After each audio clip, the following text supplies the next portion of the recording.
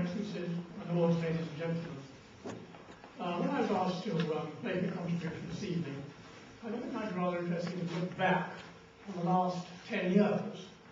The reason why I've taken that period is because in 1997 I was appointed to succeed Lord Nolan, who had been the first chairman of the Committee for Standards in Public Life, and let me pay tribute to him here and now. He did a wonderful job. Here are at least a couple of my colleagues from those days, Lord Woodhart, Sir Martin Jacob, both of whom were on the committee when I took over. Now, why I take that date is because two significant things happened. First of all, in January of 1997, the Law Commission came out with a report saying, putting it shortly, that the statute law on corruption was outdated, chaotic, and must be put right, and advocated a new statute. And that was a line which on my committee we always supported. Right, here we are, 2007. Where's the statute? It's gone back to the drawing board. It's back with the Law Commission for further consideration. It is possible they'll report in 2008, but it is unknown when, if at all, parliamentary time will be found for any resulting bill. That's the local statutory position. Take the OECD Convention, once again, by coincidence. That came in 1997. We've already scored very low points on that. We were inspected, UK, in 2005, and found to be malperformers. And if you ask the question, has there been a prosecution under those provisions in this country? The answer is no. And we are in the group of countries which have not taken sufficient effort. Right, now to crown it all, forgive me, my point is to show that we're coming the UK from a very low start and that something dramatic needs to be done. To crown it all, we then have the Saudi Arabian contract.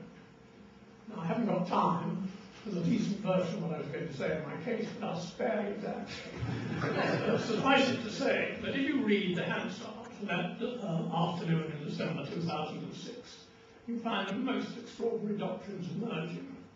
One is that the rule of law can be trumped by something known as the wider public interest. Now, who can produce a trump card is not clear.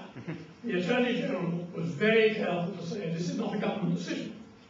So that looks as if the buck swings back to the Chief Prosecutor, and he is able to produce a card marked wider public interest.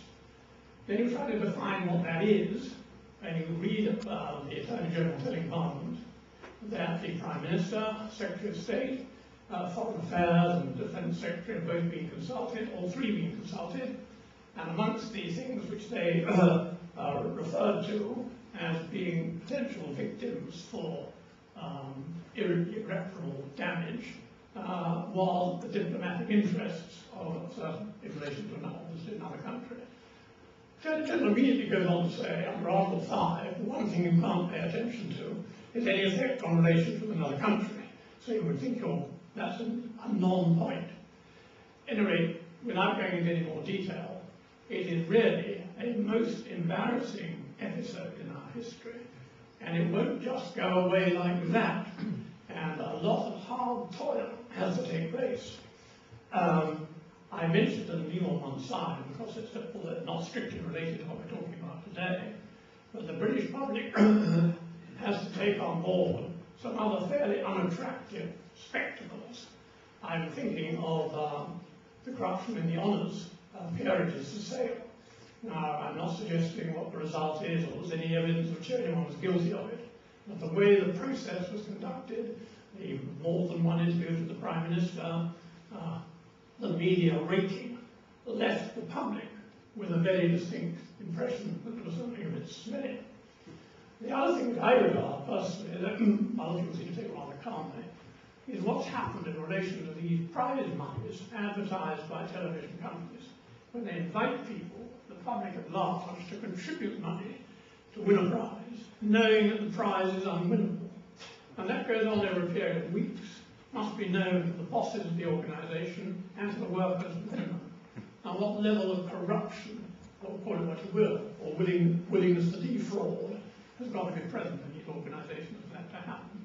lamentable. Now we come from a bad position, but now the good news. Cicero would say, ad laetiora, the happier things now come forward. And there's been found on the table, and in the speeches that you've listened to. Transparency International has got the sword of righteousness in its hand. It is doing a very good job. It has some very creative ideas. I particularly like the idea of targeting particular industries. Let's take the construction industry in the UK. Let's try and sort that out. Let's take defence procurement. Let's try and sort that out by producing a pact that everybody would sign up to. That seems to be terrifically good. Also, their determination to look at the UK position more closely is very important. The other good things they've got on the menu are coming up with the concept that it's not really just public officials that matter, but also private officials, because a lot of the industry, as you all know well, passes through the hands of bodies which are not really the public bodies as such, and all that needs to be looked at. Finally, an old hobby horse of mine, facilitation payments. I've always regarded that as a disgrace. Those words should never have been in that gloss, because they are simply an encouragement to take in small-scale bribes. That's what I wish to say, and I wish TI all the best.